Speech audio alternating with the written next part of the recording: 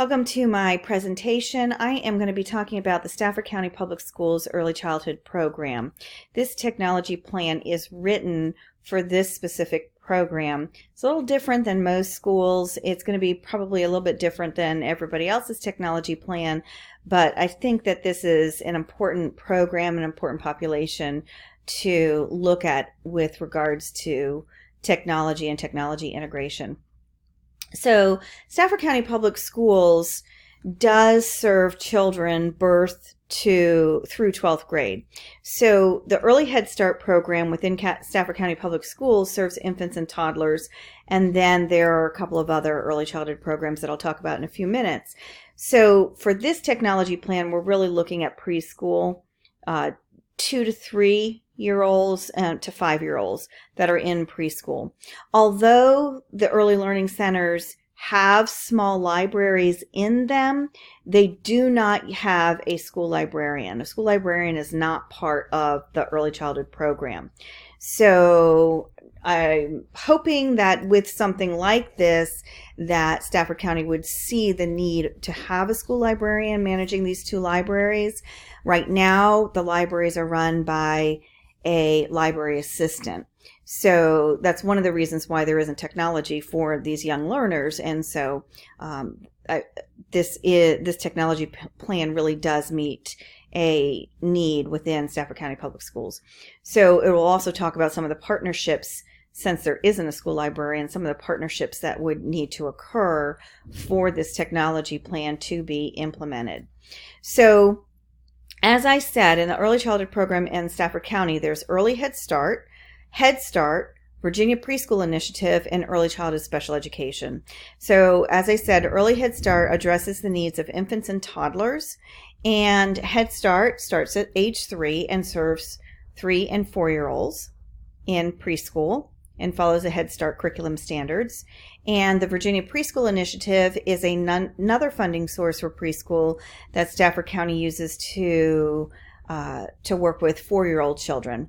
Early Childhood Special Education funding addresses the needs of 2, 3, and 4-year-old children, preschool age children, who are found eligible for special education services. So the environment for Stafford County Public Schools and these early learning environments changed this past year.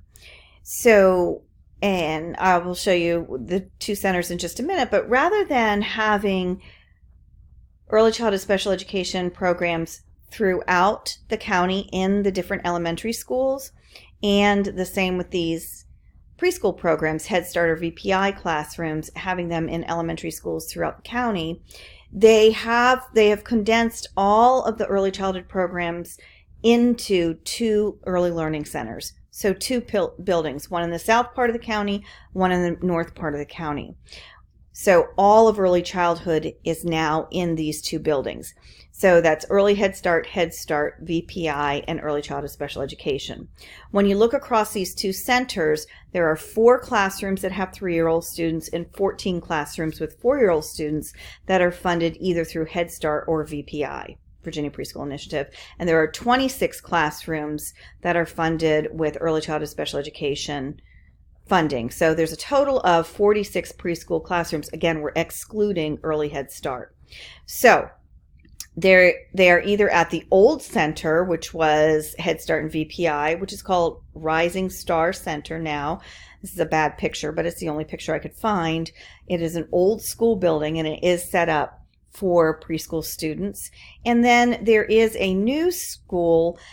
Stafford County purchased an old, relatively new, but a private school that went out of business, and bought the school building and converted it for use for preschool age children. So now all of the county students that are preschool age students go to one of these 2 centers. Again, this is the north part of the county. This is the south part of the county.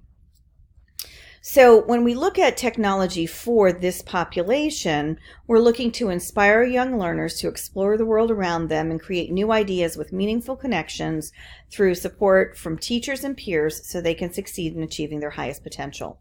So what can we do to support these young learners to reach their highest potential and meet the standards that are out there for them as preschool standards. Either Head Start or Virginia has some preschool standards as well.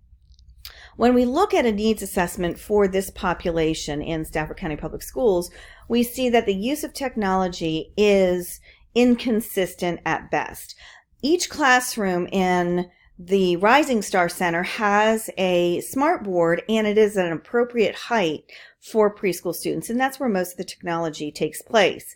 North Star, since it just opened this past fall, has some smart boards, but not all, and that is being implemented. The computers that the teachers have are old, sometimes up to 5 years old, and they have one, possibly two computers, but they're not set up as student workstations. There may be some iPads for use in the classroom, but they're not consistent across all classrooms, and all classrooms do not have access to iPads. So for this technology plan, that's what I really focused on, is the use of iPads and developmentally appropriate applications and training for teachers in how to use this technology in a developmentally appropriate manner for these preschool age children. Again, taking into consideration there's no school librarian, there's no instructional technology teacher, and there's no computer lab. So how can the county partner with the staff that are in these two early learning centers and with some other school librarians and technology teachers around the county to support these youngest learners? So the technology plan is to make sure that there is at least one iPad per classroom for the first year, and up to 3 iPads per classroom in year 2 and 5 iPads per classroom in year 3. When we talk about VPI and Head Start classrooms, we're talking about 18 to 19 students in each classroom. Early childhood special education classrooms have typically at least 8 students, 4 children with IEPs and 4 peer models. And early childhood special education teachers teach 3-year-olds in the morning and 4-year-olds in the afternoon, so they have a significant number of students across the day. So in addition to purchasing iPads for these preschool classrooms, this technology plan also recognizes that educational applications are very important for these iPads to be used effectively and in a developmentally appropriate manner with these young learners. So there is funding for application, for buying apps to go across all of the iPads. And also the technology plan looks at creating a technology review committee to review the applications, make sure they're vetted, make sure they're developmentally appropriate, and make sure they meet county requirements, regulations, and they're on approved lists. In addition, we're talking about short and long-term professional development opportunities and how they can be embedded in what is already available through these early learning centers. So, in all, there are 46 classrooms. Right now, there are 46 classrooms. We know that early childhood special education in particular grows every year by 2 to 4 classrooms. So, in addition to providing iPads for the current number of classrooms, it also built in is 5 additional iPads, or 5 to 25, depending on how many you want in each classroom, for new classrooms that will be added. And also, we know that there's going to be some replacement iPads needed. So we're looking at iPads, Apple Care protection plans, of course, that's going to be important when you have young learners, and iPad cases. Also, we would have to purchase and install at least the 20 applications that we're talking about, some with fees, some without fees, and then professional development opportunities. So for the first year, you can see that this budget is significant because we are purchasing the 51 iPads, the 51 Apple Care protection plans, and 51 cases. Now, this takes into consideration the educational price for the iPads, but not any additional discounts that could possibly be given the number of iPads that would be purchased. Applications and subscriptions, we're budgeting about $2,500 per year, and training and professional development about $1,000 per year, and that would be for teachers to go to participate in webinars or to go to conferences and come back and train the teachers in these early learning centers.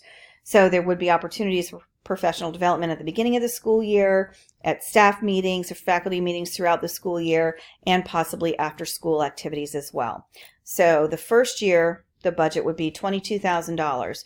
Now, when we move into the second year, the budget doubles because you're doubling the number of iPads. You're going from 1 iPad per classroom to 3 iPads per classroom. So the budget for the second year does increase significantly.